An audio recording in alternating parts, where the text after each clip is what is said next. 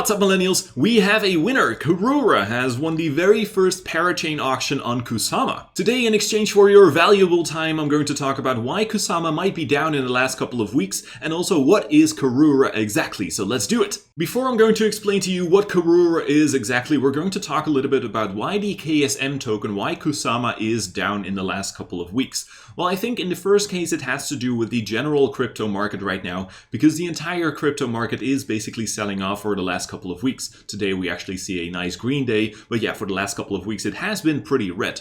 And I think this mostly has to do with the China crackdown on crypto mining in that country. They of course banned Bitcoin multiple times, as it seems, over the last couple of years. But right now we do see that the crackdown on mining seems to be real. The hash rate in China is definitely declining, and it is going up in the US and in other places too right now. However, do keep in mind that Kusama is not proof of work, but it is proof of stake. So it doesn't have a mining infrastructure like Bitcoin, but at the same time, when Bitcoin goes down because of these crackdowns, then often the altcoins go down at the same time too. The second reason could be potentially buy the rumors, sell the news, because what often happens is that the price action increases until a major event is going to occur, and then afterwards is going to have a sell-off. We saw that happening with Dogecoin, for example, where Elon Musk appeared on Saturday Night Live.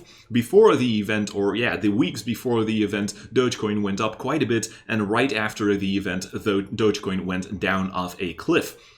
And we saw something happening quite similar with Kusama as well. We can see that right on the 15th of June, which was last week when the first parachain auction was starting on Kusama, we saw that the sell-off of Kusama, the token KSM token, definitely accelerated. And I believe a potential third reason is technical analysis, and in the previous video about Kusama we talked about the technical analysis. We said that if the price action was going to close below the 55 exponential moving average, which is this white line over here, then we were likely going to go down lower to at least a blue box, and I thought that the blue box was going to be an important and significant level of support, but that was definitely not the case. We definitely just crushed below that level. So right now it's actually very difficult to put a price target on Kusama right now, because the problem is that in the past we haven't really gotten a lot of price action in this region, so it's very difficult to determine where the significant support levels are right now. So in general, I do believe it is a combination of factors. I do believe that on the one hand, the crypto crackdown in China has to do with it. I do believe technical analysis has to do with it as well. And also the buy the rumor, sell the news could be a potential issue too. And of course, apart from these factors, there can be many other factors. So what is Karura exactly? Well, I'm going to give you a summary of a few videos that I have been watching myself. Of course, you can also watch these videos yourself. If you go to the links in the description there, you're going to find the links to the video.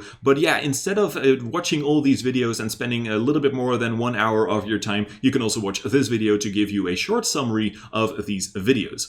So the first video I'd like to talk about, and a big shout out to the Deviant. I think this is a very good video, easy to understand. I think it's a very good and basic video with a lot of important information about how Kusama and how crowd loans are working. First of all, if we go to kusama.subscan.io, which is also a link you can find in the description below this video, we can see that Karura had the best bid. They had a bid of 491,753 Kusama, which in dollars is about a little bit more than $100 million worth. So we can definitely see that they had a high bid compared to the other ones, because the second highest bid was actually 77,834 Kusama. Let's go very briefly over how these parachains work exactly. There are basically three important moments. First of all, the moment when the auction is going to start. So this is where the parachains, where the bidders can actually put in their bids for a parachain slot. So that is when the auction starts. Then we have a moment where the ending period is going to start. So from this moment on, the auction could potentially be terminated at some point and a winner could be selected. But we don't really know at what moment that is going to be. This is called a so-called candle auction. The auction is going to go on for a period until the bidding ends, which is the moment over here. And at that moment, when the bidding ends, then we're going to know at which moment the auction has been ended.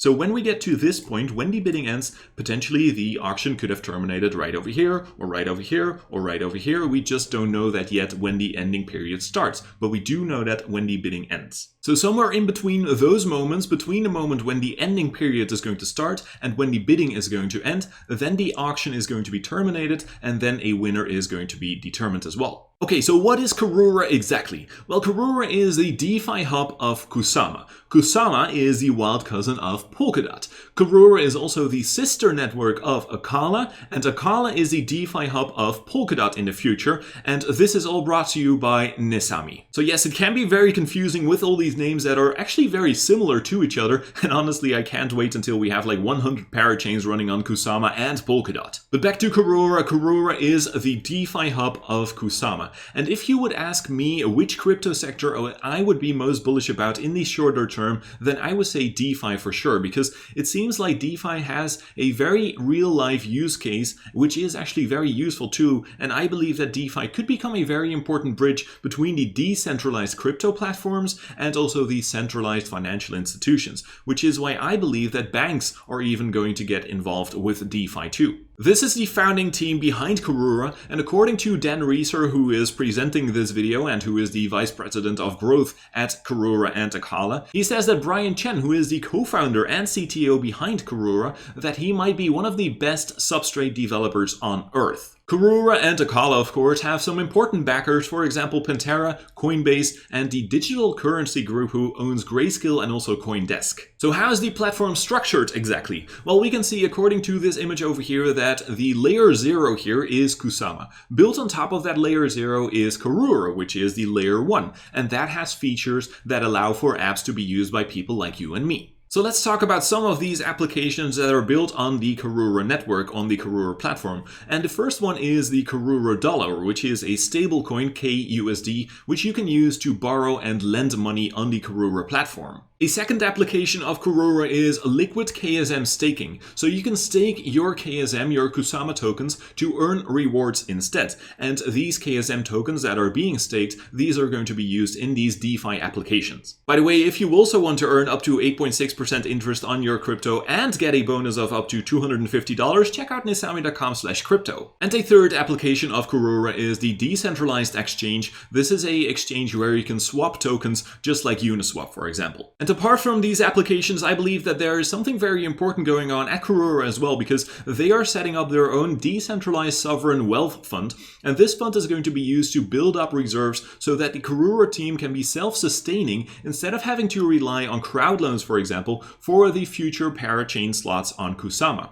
Personally, I definitely like the fact that they want to be self-sustaining, because I believe that is going to mean that they see real value in what they are doing right now. And if you want to check out the applications I just have been talking about, go to apps.karura.network. Here you can borrow USD, for example, borrow some money, of course, and you can also swap tokens right over here with this user interface, and you can earn money by staking your tokens as well. But keep in mind, these options, these features are not activated just yet. So that is what Karura is exactly. Now, personally, I didn't have any Kusama myself, so I didn't participate in any crowd loan for Karura, but I do own Polkadot, and I do think that I am going to be using my Polkadot for the crowd loan for Acala when that becomes available. Now, I'm very much looking forward to hearing from you as well. Do you believe that Karura has what it takes to become one of the biggest DeFi hubs out there? Let me know in the comments. And with that being said, thank you very much for taking the time to watch this video, and I hope to see you in the next one. Bye bye!